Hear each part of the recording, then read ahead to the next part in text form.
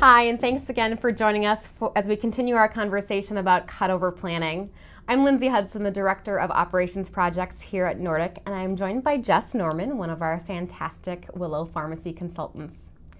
With my background at Epic, I worked primarily on the inpatient application, but I also worked with project directors to do go-live and cutover planning. Jes, can you tell us a little bit about your background as well? Yeah, thanks again for having me. I also worked at Epic. I was primarily on the Willow inpatient app, but I also was a project director as well. So I kind of have best of both world experience when it comes to cutover. So you've talked a lot about the importance of contingency planning, and it sounds like there's a lot of variation in how cutover can go depending on the makeup of the organization, whether it's your first site going live or it's a subsequent one.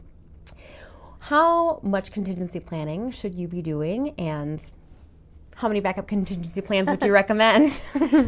Yeah, so I don't want it to sound like it's going to be a disaster. Mm-hmm. By all means, I always expect my go-lives to go well.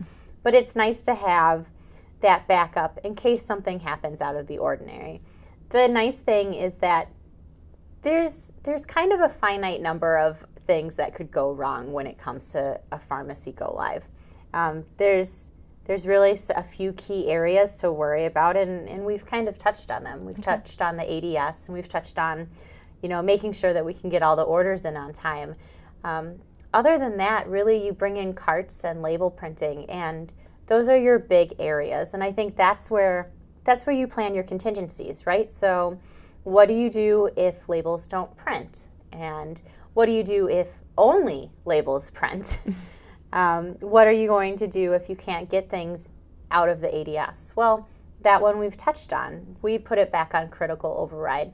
And that's okay. There's sometimes reasons why you need it to be on critical override for upwards of a couple days past go live, just to make sure that things are going smoothly, and more importantly that your end users, meaning both your pharmacy users and your nursing users, feel comfortable enough that the system's working well, that they can get their medications. Mm-hmm. The last thing you want to do is take that off of critical override and then have a nurse not be able to pull something and lose that confidence of the user. Mm-hmm. I think go live is really that time where we can give confidence to the new users and make them realize that this is going to work out fine. Mm-hmm. All the planning we put into this was worthwhile, and there's always a few things that come up during those moments at go live, but as long as we're able to adapt and roll with it to get it resolved quickly, especially when it's related to pharmacy and patient medication, is so very important.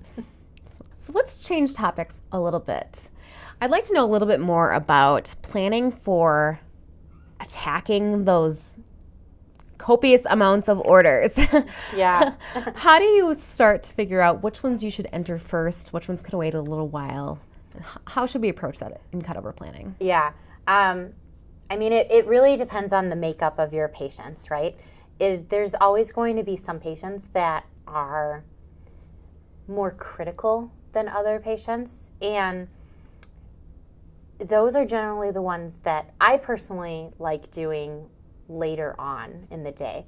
So the whole goal of cutover is, if you're starting 24 hours before you actually go live, no one wants to enter orders to then see that patient discharged or see those orders change and then have to go back and do both of that.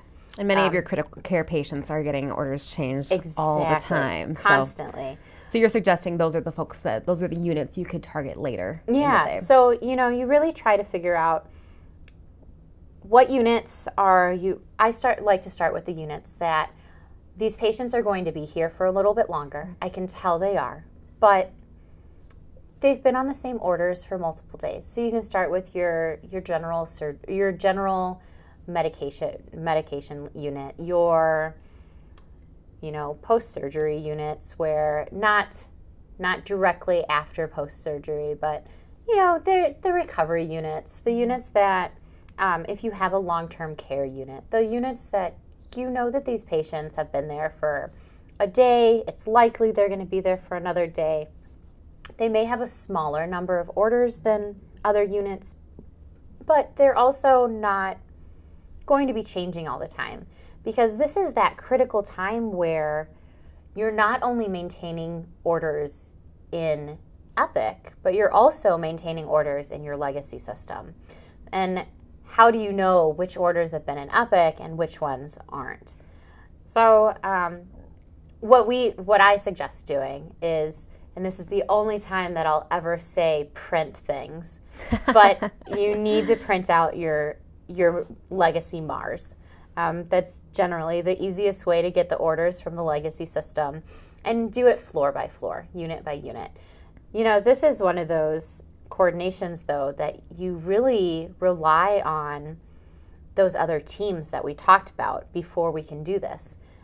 Just because pharmacy wants to start with the general medical unit doesn't help us at all if nursing hasn't gotten there and entered the height and the weight and the allergies and any other clinical information that they're going to cut over at that time. This is where when everybody being together in one room and planning together and going over that cutover plan before we go live and doing those dry runs really comes into play. It allows you to see that, oh, no, nursing was planning on doing this floor first, when really maybe pharmacy wanted to do this floor, and who should tip the balance there? Who should get their way on that one, and what's the reasoning behind it? So what kind of best practices can you share with us about communicating with those teams that you're dependent on, and also being able to communicate back out when a unit has had all of their medication orders entered? What kind of best practices in both communication and whether there's any kind of technical things that you could use for alerting have you seen in play? Yeah, so I'm a big fan of spreadsheets, and that's where I normally see it. So somebody makes a simple Excel spreadsheet that they are sharing, whether that's via like something similar to a WebEx or a GoToMeeting where multiple people can see it, or if it's something where it gets emailed out on a periodic basis that has all of your units and floors and has multiple columns in there. Keeping it easy. Have these patients been admitted? So that's your ADT and your insurance and putting all of that in. Has their clinical information been cut over? So that's your ClinDoc and your orders team. And then have your medications been cut over? I think there is when we also can bring in some maybe lower tech technology as well. So after all of your meds have been cut over from that floor, how are we going to know when a new order comes in? What's the easiest way to do that? And I'm a fan of the different colored order sheet. So if they're not... Do you have a favorite color for this different colored order sheet? I'm always going to try to get them to use hot pink. I think it stands out really easy. There's a reason behind it. But no, generally we'll see that it is a neon color, though, or something that's going to really stand out against the white and the gray of all the other orders that are coming in. So that when it gets down to pharmacy, there's really no question that this is a new order. It's not in Epic yet, and it needs to be entered in both their legacy system and Epic. So do you typically have a dedicated printer for those types of things to be routed to so that we can use the hot pink paper? Yeah. It really depends. So if we're talking about moving from a legacy system that was not CPOE, so the physicians were not entering their orders directly in the system, it sometimes can be easier because they're still writing their orders on paper. That paper is either going to be faxed down to pharmacy or hand carried down. So those ones stand out. Those ones stand out on their own. If they're CPOE in their legacy system, that's when we get a little bit trickier, and we have to look at the legacy system and figure out how are we going to alert that those medications have been entered there and are now coming into Epic as well. And that's where we do see setting up those to come out to a certain printer, and yes, setting that printer out with some different colored paper, either after the pharmacist verifies it or a number of different other ways to do that. But I don't know. I still like the hot pink. I don't usually get my way, but... Well, you heard it here. You're going to start a hot pink paper trend across the United States. It's just easier to see. So it sounds like this is a time during cutover where you do have a lot of paper coming off, a lot of different printers. There's things coming out of the label printer as well. What kind of support staff would be helpful to make sure that this process is running smoothly outside of the pharmacists and the techs that may be involved directly? Yeah, I've seen any number of support staff. I've seen unit clerks being in charge of taking the orders from each floor and bringing them down. I've seen the nurse that was in charge of making sure those nurses entered their orders, having her bring them down to the pharmacy. I've seen the pharmacist run up there, which is obviously less than ideal. I was a runner at one site where we didn't have enough people, and you just needed someone else to literally run from one floor to another floor and say, okay, now you guys need to enter your non-med orders, and then after you're done, call us and let us know, and we'll print out those MARs, and then we'll start entering our orders. So if you got someone like you that wants to get steps on their pedometer, assign them the runner job. It sounds like being proactive and knowing you're going to need to fill those roles is really important.